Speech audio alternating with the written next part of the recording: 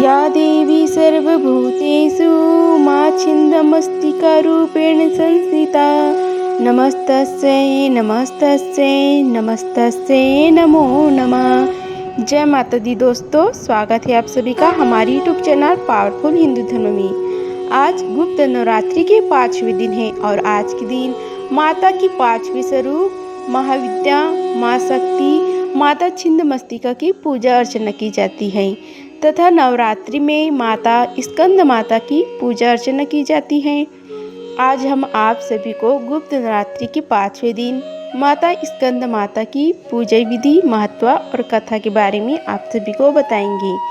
आइए जानते हैं माता छिन्नमस्तिका के बारे में। देवी को समर्पित मंदिरों में तंत्र के रूप में महाविद्या की पूजा की जाती है।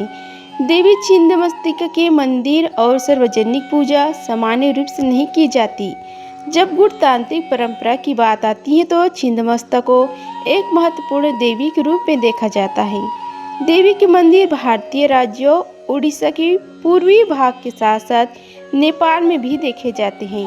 हिंदू धर्म की देवी केंद्रीय संप्रदाय शक्तिवाद के कलिकुला संप्रदाय में देवी की पूजा की जाती है। साधारण उपासकों द्वारा इसी वजह से इसे आम जनता के लिए उपयुक्त नहीं माना गया, लेकिन इनकी अलग से पूजा करने का विशेष विधान दिया गया है। गुप्त नवरात्रि के 5वें दिन माँ छिन्नमस्तिका की पूजा करने का नियम है। तंत्र शास्त्र में देवी छिन्नमस्तिका की पूजा उपासना से समाज में प्रसिद्धि मिलती है तथा पूर्व भारत जैसे पश्चिम बंगाल, दक्षिण झारखंड और उत्तर प्रदेश और नेपाल में इनकी विशेष रूप से पूजा की जाती है। छिन्नमस्तिका की पूजा में यदि कोई कमी की जाती है तो वह विपरीत फल देने वाली भी होती है। यही कारण है कि आम लोगों के लिए इनकी साधना को उपयुक्त नहीं माना गया। देवी छिन्नमस्तिका की पूजा करने से मनुष्य को समाज में सम्मान और प्रतिष्ठा प्राप्त होती है और साथ ही सुख और समृद्धि का वरदान भी मिलता है। माँ छिन्नमस्तिका की पूजा करने से मनुष्य न केवल अपनी यौन ऊर्जा को नियंत्रण कर सकते हैं बल्कि आध्यात्मिक ऊर्जा को भी बढ़ा सकते हैं। देवी अपने साधक को ज्ञान, समृद्धि, विजय, स्वस्थता और धन का आशीर्वाद देती है।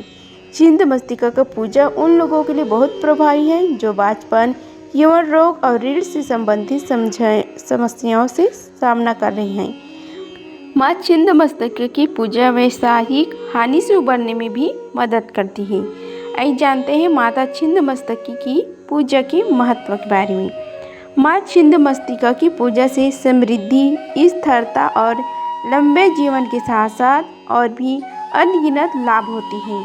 छिन्नमस्तिका का मंत्र कुंडली जागरण में एक महत्वपूर्ण भूमिका निभाती है। कुंडली योग माँ के अभ्यास के दौरान मूलाधार चक्र के जागरण के लिए छिन्नमस्तिका का मंत्र जाप किया जाता है। माता छिन्नमस्तिका का मंत्र है श्रीं ह्रीं क्लीं ऐं व्रज वैरोचनी हुम हुम फट स्वाहा। इस तरह माता छिन्नमस्तिका का मंत्र है। आइए अब हम सब मिलकर माता छिन्नमस्तिका की कथा का श्रवण करते हैं। बोलो छिन्नमस्तिका मैया की जय। एक बार की बात है, माता पार्वती अपनी 2 सहचरियों के साथ भ्रमण करने निकली। इस दौरान माता पार्वती को रास्ते में मंदाकिनी नदी में स्नान करने की इच्छा हुई। माँ पार्वती ने अपने सहचरियों से भी स्नान करने को कहा, परंतु दोनों ने स्नान करने से इनकार कर दिया और कहा कि उनको भूख लग रही है। इस पर माता पार्वती ने उनको कुछ देर आराम करने को कहा और स्नान करने चली गई। माँ काफ़ी देर तक स्नान करती रही। इसी बीच दोनों सहचरी कहती रही कि उनको भूख लग रही है, लेकिन माता ने दोनों की बात को अनसुना कर दिया। तब इन पर दोनों सहचरियों ने माता से कहा कि माँ तो अपने शिशु का पेट भरने के लिए अपना रक्त तक पिला देती हैं, परंतु आप हमारी भूख के लिए कुछ भी नहीं कर रही हैं। यह बात सुनकर माता पार्वती को क्रोध आ जाता है और नदी से बाहर आकर खड़ग का आवाहन करके अपने सिर को काट देती हैं, जिससे उनके धड़ से रक्त की 3 धाराएं निकलती हैं। दो धाराएं दोनों सहचरियों के मुंह में गिरती हैं तथा तीसरी धारा माँ के स्वयं के मुख में गिरती है।